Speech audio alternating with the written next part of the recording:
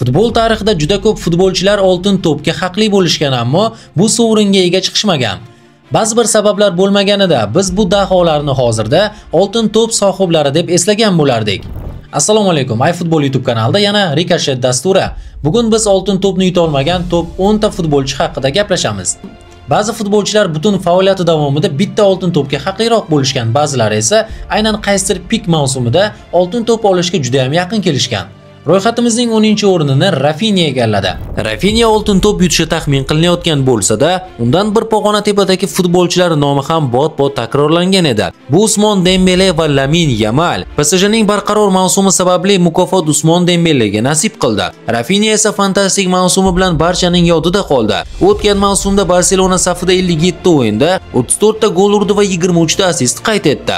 Yakunda esa Rafinha oltin to'p reytingida 5-o'rinni egalladi. Ko'pchilikning achinarli savoli, Rafinha yana mana shunday natijalarni qayd eta olarmikan?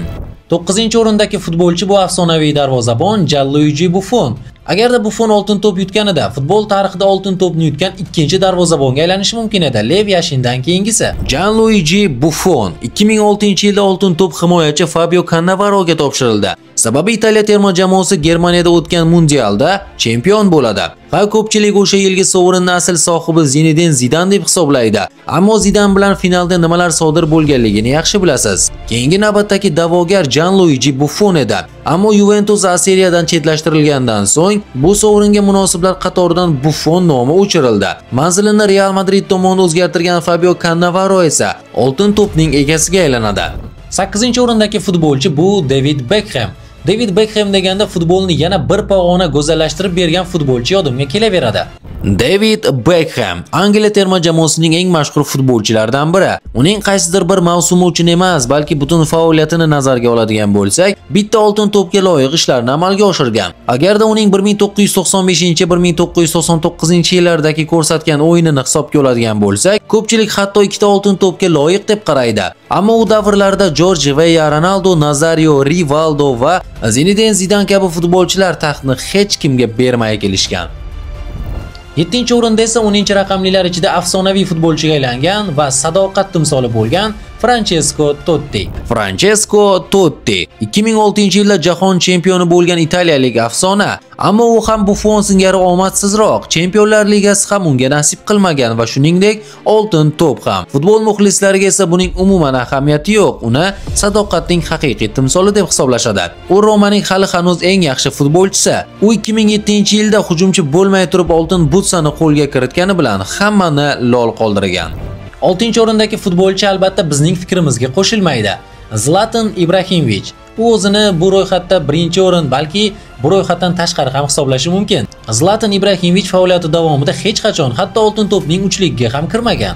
Zlatan Ibrahimovic etalon xarakterli futbolchi, o'zini oltin to'p olganlardan yuqori sanasida, o'zi bu sovringa ega chiqmagan. Lekin Zlatan o'zini maqtagancha ham borki, shvetsiyalik futbolchi faoliyatida 539 ta gol urgan va 156 ta assistni qayd etgan. Zlatanning omadsiz natijalarini qanchalik ko'p sanasak, uning yutuqlari ham shunchalik ko'p. U hatto Chempionlar Ligasida ham zafar quchmagan. Agar Zlatanning tilida aytadigan bo'lsak, Zlatan oltin to'psiz emas, oltin to'p Zlatansiz qolgan. Top 5likni ochib beruvchi futbolchi bu afsonaviy Thierry Henry. Thierry Henry Arsenal afsonasi futbolda takrorlanmas iqtidorlardan biri hisoblanadi. 1998-yilda jahon chempioni, 2000-yilda esa Yevro chempioni, oltin butsa sohibi va qariyb 400 ta golning muallifi. Ammo Thierry Henryga ham oltin to'p armonligicha qolgan. Henry va bir qancha futbolchilar 1998-yilgi mundialda qanchalik zo'r bo'lishmasin, Zidanening toshi hammanikidan og'irroq bo'lganligini qayd etishadi. Ammo Thierry Henryning faoliyati oltin to'p sababli bir pog'ona pastlamaydi. Henry haqiqiy afsona hisoblanadi. 4-o'rindagi futbolchi hatto bu sovringa treble bilan ham erisha olmagan. Frank Ribery. Ko'pchilik 2013-yilda unga nohaqlik qilingan deb hisoblaydi. Riberi o'sha mavsumda Bavariya safida treble amalga oshiradi, ammo oltin to'p Cristiano Ronaldoga nasib etadi. Ammo bir narsani aytishimiz kerakki, Riberining o'sha mavsumdagi statistikasi unchalik zo'r bo'lmaydi. Cristiano Ronaldoning o'sha mavsumdagi fenomenal o'yini va natijalari hatto Riberining treblidan ham ustun ko'riladi. Bu sovrinning topshirilganiga 13 yil bo'lganiga qaramay, hali hanuz savollar va bahslar davom etmoqda. Va nihoyat top uchlikni ham boshlaymiz. 3-o'rindagi oltin to'pni yuta olmagan va qaysidir ma'noda oltin to'p uning faoliyati uchun armon bo'lgan desak ham bo'laveradi. Bu Andres Iniesta. Iniestaning faoliyati ham oltin to'pga arzigulik. Agarda uning bir mavsumini ajratib olishimiz kerak bo'lsa, bu 2010-yil. Iniestaning jahon chempionati, 2 karra Yevropa chempioni bo'lganligi va 4 karra Chempionlar Ligasini yutganligini pesh qilishdan ham ko'ra, men birgina epizod uni oltin to'pga naqadar yaqinlashtirganligini Ikkinchi o'rindagi futbolchi ham Barselona a'zosi hisoblanadi va bu Neymar Junior. Bu futbolchi haqiqiy sehrgarlardan biri, lekin uning bir mavsumi haddan ziyoda oltin to'pga haqliroqdek tuyuladi. Bu 2015-yil. 48 ta o'yinda 49 ta golda qatnashadi.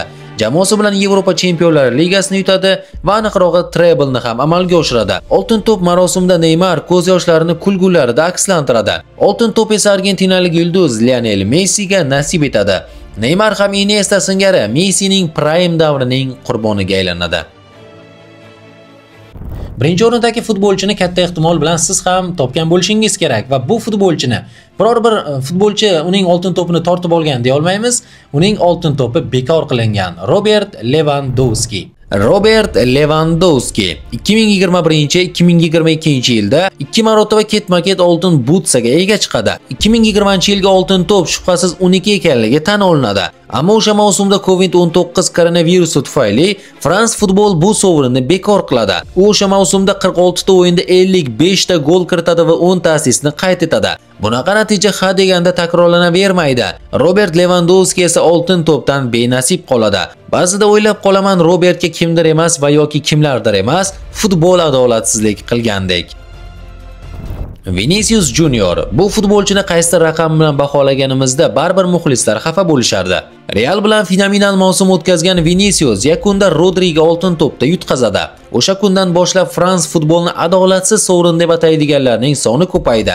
2024-yilgi Yevro chempionati Rodrining eng katta yutug'i bo'ldi. Biroq futbol muxlislari bunga ham e'tiroz qilishadi, ya'ni Yevroga qo'shib o'sha mavsumda Chempionlar Ligasi va La Ligani qo'lga kiritgan hamda fenomenal mavsum o'tkazgan nega Daniel Carvajalga topshirilmadi degan savollarni aytishadi. Real rahbariyati ham shundan beri oltin to'p marosimlariga tashrif buyurmayapti. Siz bu ro'yxatga yana qaysi futbolchilarni qo'shgan bo'lardingiz va ro'yxatimizdagi qaysi futbolchilarga oltin to'p olishida nohaqlik qilingan deb hisoblaysiz? Albatta, izohlarda yozib qoldiring.